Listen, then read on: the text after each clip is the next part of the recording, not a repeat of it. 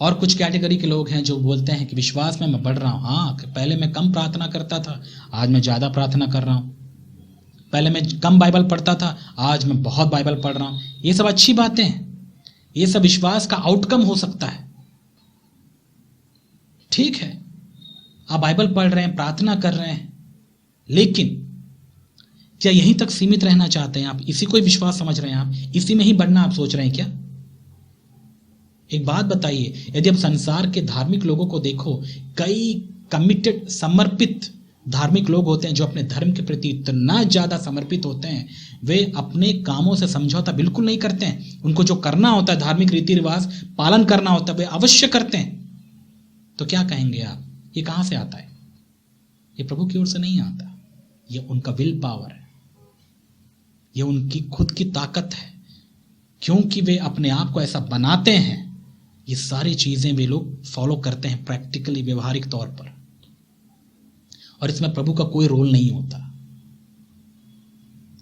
इसलिए हम ये नहीं कह सकते कि हाँ, हम ये सारी चीजें बाहरी तौर पर हम लोग कर रहे हैं, तो इसीलिए मैं कह सकता हूं कि हाँ, मैं विश्वास में बढ़ रहा हूं। आपने कभी कंपनी में काम करने वाले एम्प्लॉइज को देखे? क्या मेहनत करते हैं, मेहनत करते हैं। सुबह से लेके आज के समय में कोई भी आप जॉब ज्वाइन करो, वहां पर 8 घंटे का ड्यूटी नहीं होता भाई, 12 घंटे, 10 घंटे ऐसे होते हैं जॉब के आवर्स। और वे लोग बहुत काम करते हैं, और देखने वाले क्या सोचते हैं, वाह क्या मेहनत करने वाला बंदा है। वो मेहनत क्यों कर रहा है पता है आपको? पहली बात, एक तो मजबूरी है, और दूसरी बात, वो अपने लिए कर रहा है जो भी कर रहा है। समझ में आ रहा है? इसलिए मैं इंप्रेस बिल्कुल नहीं होता उन पास्टर्स को देख के, उन लोगों को देख के जो कलीसिया के लिए, चर्च के लिए बहुत मेहनत करते रहते हैं। वो मेहनत तो कर रहे हैं, लेकिन क्या प्रभु उस मेहनत के पीछे के उस मतलब को या उस इरादे को नहीं बूझेगा, नहीं जानेगा? क्या लगता है आपको? परमेश्वर इतना अंधा है? अरे जब ये बातें मेरे मन में आ सकती हैं, तो प्रभु के मन में कैसे नहीं आ सकती? प्रभु हमेशा हमारे इरादे को जांचता है। आप यदि सेवा कर रहे हैं तो क्यों कर रहे हैं? आप यदि इतना मेहनत कर रहे हैं तो क्यों कर रहे हैं? आपका व्यक्तिगत गोल या लक्ष्य क्या है? इसलिए सेवा करना आज के समय में कोई बड़ी बात नहीं है, क्योंकि बहुत सारे लोग हैं जो आज के समय में मिनिस्ट्रीज में आ गए हैं। वो इसलिए क्योंकि उनको पता चल गया, भाई इसके द्वारा बहुत फायदा होता है, बहुत फायदा हो सकता है। और इसी की वजह से सच्ची मसीहत को लोग आज भूल गए। और जब अविश्वासी देखते हैं ऐसे लोगों को, उनके मन में एक गलत छाप छोड़ देते हैं हम लोग। यही तो मसीहत है, ऐसा लगता है उनको। मैं कई लोगों से मिलता हूँ, कई जो अविश्वासियों से मिलता हूँ, उनका एक ही शिकायत होता है, अरे वहाँ उस चर्च में ऐसा होता है, ये पास्टर्स ऐसे हैं, ये ऐसे बोलते हैं, ये ऐसा करते हैं, क्यों ऐसा होता है? मुझे भी शर्म आता है कई बार ऐसी चीजें सुनने के लिए कि क्या करके रख दिए हैं आजकल कलीसिया को ये लोग। ये सारी हरकतें वे लोग जो कर रहे हैं, वे आपको लगता है सच्चे प्रभु के सेवक हैं? बिल्कुल नहीं है। वे लोग अपने मतलब के लिए सेवा में हैं, अपने लिए काम कर रहे हैं। मेहनत भी वह दबा के करते हैं। क्यों? उनको पता है कि मेहनत नहीं करेंगे तो कमाएंगे क्या। जैसे इस कंपनी के जो एम्प्लॉइज होते हैं, वे लोग मेहनत क्यों करते हैं? वे मेहनत इसलिए करते हैं क्योंकि मेहनत करेंगे। कई लोग तो ओवर टाइम भी लगाते हैं। क्यों? उनको ज्यादा पैसा आएगा। मतलब उनका पूरा जो लक्ष्य, गोल है, वो पैसा ही है। आप जांचना चाहते हैं कौन है आपके कलीसिया में विश्वास योग्य और जो प्रभु के लिए काम करना चाहता है, पैसों के लिए नहीं। आप यदि संस्था में जुड़े हैं, आप उनका सपोर्ट बंद कर दीजिए, या फिर उनको जो देने वाला जो इन पैसा है या जो सपोर्ट है वो देना बंद कर दीजिए। बोलिए विश्वास से जीवन बिताओ, हम आपको कुछ नहीं सपोर्ट देना चाहते। आपके साथ रहेगा बंदा? क्या लगता है आपको? नहीं नहीं नहीं नहीं नहीं, नहीं भाई, वो नहीं रहने वाला। संस्थाओं में ऐसे लालची भरे पड़े होते हैं, उनको बहुत पैसा मिलता है, फिर भी उनका मन नहीं भरता, और चाहिए होता है उन्हें, और चाहिए होता है उन्हें। वो चाहते हैं कि और मुझे मिले। सेवक लोग की बात कह रहा हूं मैं। कभी संतुष्ट नहीं होते हैं। ये लोग क्यों काम कर रहे हैं वहां पर? इंक्रीमेंट के लिए, पैसों के लिए। उनको ये चीज़ें कम पड़ रही हैं जो उनको मिल रहा है।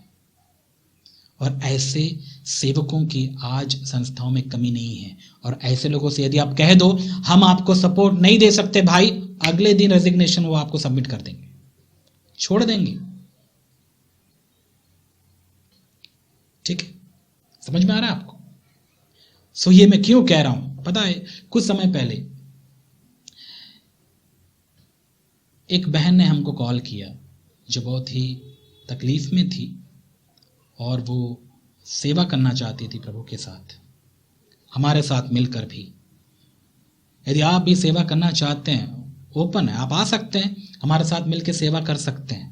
लेकिन आपको समझना होगा हमारी सेवा क्या है, हम कैसी सेवा की उम्मीद करते हैं। क्योंकि हम यहाँ पर कोई कंपनी नहीं चला रहे, कोई संस्था नहीं चला रहे, हम कलीसिया में हैं और हम प्रभु को देखकर कलीसिया को चला रहे हैं, प्रभु को देखकर ही हम सेवा कर रहे हैं। तो यदि आप यहाँ ज्वाइन करना चाहते हैं या फिर सेवा करना चाहते हैं हमारे साथ, तो आपको ये चीज़ें ध्यान में रखना पड़ेगा। तो मैंने उस बहन से कहा, बहन अच्छी बात है आप सेवा करना चाहते हैं, आप पहले क्या करते थे? मैंने उनसे पूछा। उस बहन ने बताया कि हाँ, मैं उस कलीसिया में काम कर रही थी और इतने साल तक मैंने वहाँ पर काम किया, लेकिन अब वो कलीसिया जो है अभी वहाँ उनके पास सपोर्ट आना बंद हो गया। अब वो मुझे जो मंथली सपोर्ट था वो नहीं दे पा रहे हैं। सपोर्ट का मतलब जो भी खर्चा था उनकी ज़रूरत के हिसाब से वो नहीं मिल पा रहा। अब मैं चाहती हूँ कि मैं कहीं और जुड़ जाऊं और कहीं मैं जाकर सेवा करूं। तो वो मुझसे पूछ रहे थे क्या मैं आपके साथ जुड़ सकती हूँ? लेकिन मैंने कहा अवश्य आप जुड़ सकते हैं, लेकिन याद रखिएगा मैं काम करता हूं, काम करने के द्वारा अपने परिवार को चलाता हूं, प्लस उसी इनकम से मैं सेवा भी कर रहा हूं। आपको भी ऐसे ही करना पड़ेगा यदि आप मेरे साथ या हमारे साथ मिलकर काम करना चाहते हैं। तो क्या आप तैयार हैं? पता ही बातें सुनकर उस बहन के होश उड़ गए। बोली मैंने तो सोचा था कि मुझे यहां से सपोर्ट मिलेगा। तब मेरे दिमाग में बात आया, यदि ऐसे एक बहन है तो सोचो कितने भाई भी होंगे, कितने लोग होंगे जो आज संस्थाओं में सेवा के नाम पे आते हैं। दरअसल वे सेवा के नाम पे नहीं आते हैं, नाम तो सेवा का होता है, लेकिन वो आते हैं अपने काम के लिए। प्रभु की सेवा करने वाला सपोर्ट की चिंता नहीं करता। और मैं आपको सच बताऊं, मैंने भी चर्च में या संस्था में काम किया है,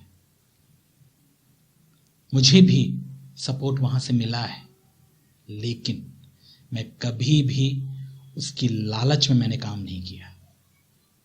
ये मेरी गवाही है। ना ही छोटी छोटी बातों के लिए मैं अपने लीडर्स के पास जाकर वहां से पैसा ऐंठता था, नहीं, कभी नहीं। मुझे मिलता या नहीं मिलता तो भी मैं वहां काम करता। और चूंकि परमेश्वर ने मुझे इस सेवा के काम के लिए अलग किया हुआ था, तो मुझे संस्था को छोड़ना पड़ा। और आज मैं जो सेवा मुझे मिली है उसको मैं ईमानदारी से कर पा रहा हूं। कैसे? मैं काम कर रहा हूं, काम करके जो प्रभु मुझे दे रहा है उससे परिवार भी चला पा रहा हूं और उसी के द्वारा मैं सेवा का काम भी कर पा रहा हूं। और जो हमसे जुड़कर काम करना चाहते हैं उनके लिए भी ये चीज़ अप्लाई होती है। हम सपोर्ट नहीं करने वाले, आपको अपना काम करना पड़ेगा। अपना काम करते हुए सेवा करनी पड़ेगी। यदि आप तैयार हैं तो आप कर सकते हैं, नहीं तो ऐसे बहुत सारे संस्थाएं हैं जो सपोर्ट देते हैं, उनके साथ में आप काम कर सकते हो। लेकिन अब मैं ये भी नहीं कहता कि जो संस्था में काम कर रहे हैं पैसे के लिए ही कर रहे हैं, नहीं। याद रखिएगा मेरा टारगेट उन लोगों के ऊपर है ही नहीं। कई बार लोग गलत समझते हैं, मैं बोल किसी और के बारे में रहा होता हूं, लेकिन लोग वो अपने ऊपर लेके बोलते हैं अरे हम तो नहीं करते। मैंने आपको बोला ही नहीं भाई। यदि आप सही हैं तो आप क्यों घबराते हैं? घबराएंगे तो वो जो गलत कर रहे हैं, जो सेवा के नाम में पैसे लूट रहे हैं, उनको घबराना चाहिए कि उन्होंने परमेश्वर के मुंह में हाथ डाला है और परमेश्वर छोड़ेगा नहीं उनको कि वे परमेश्वर के काम को बिजनेस बना दिए आज के समय में। और ऐसे कई सेवक हैं जो ऐसा काम कर रहे हैं। कलीसिया में आपको भरे मिलेंगे आपको भयंकर। बड़ी बड़ी कलीसियाएं हैं उनकी, बहुत ज्यादा वे दान लेते हैं, मिलता है वो तो अलग ही, उनका डिमांड भी करते हैं, भाई ये दान है, वो दान है, ये दो, अभी ये आ रहा है, वो आ रहा है, इसके उपलक्ष्य में अब तुमको भेंट देना पड़ेगा, ये वो दुनिया भर की चीजें मांगते ही रहते हैं वे लोग कलीसियाओं से। मैं इसके सख्त खिलाफ रहता हूं, क्योंकि मैं समझता हूं प्रभु का सेवक भिखारी नहीं है, उसे मांगने की जरूरत नहीं पड़ेगी। क्या कलीसिया के लोगों को नहीं पता कि सेवक की जरूरतें होती हैं? क्या कलीसिया के लोगों को नहीं पता कि सेवक का भी परिवार है? प्रभु से प्रेम रखने वाले कलीसिया के लोग जो होंगे वो आपको बिना बताए देंगे। पास्टर, मैं आपसे कह रहा हूं, जो सेवा करने वाले आपसे मैं कह रहा हूं, आपको बोलने की जरूरत नहीं पड़ेगी। कई लोग खुद ही प्रभु से प्रेरित होकर आपकी सहायता करेंगे। लेकिन यदि आप भीख मांगने वाले हैं तो मैं आपसे कह सकता हूं, मैं आपको ठप्पा लगा दूं, आप प्रभु के द्वारा बुलाएगा ही नहीं, क्योंकि प्रभु के सेवक भीख नहीं मांगते हैं। समझ में आ रहा है मैं क्यों बता रहा हूं ये सारी बातें? ये बात बताने के लिए कि कई लोगों को इस गलतफहमी में, मतलब कई लोग अपने इस गलतफहमी में जीवन बिताते हैं कि सेवा करते हुए या सेवा में यदि वो बढ़ रहे हैं तो वे विश्वास में बढ़ रहे हैं। ऐसा नहीं है। लेकिन एक बात और भी है, जो लोग प्रभु के विश्वास में बढ़ रहे हैं प्रभु उनको आशीषित करता भी है।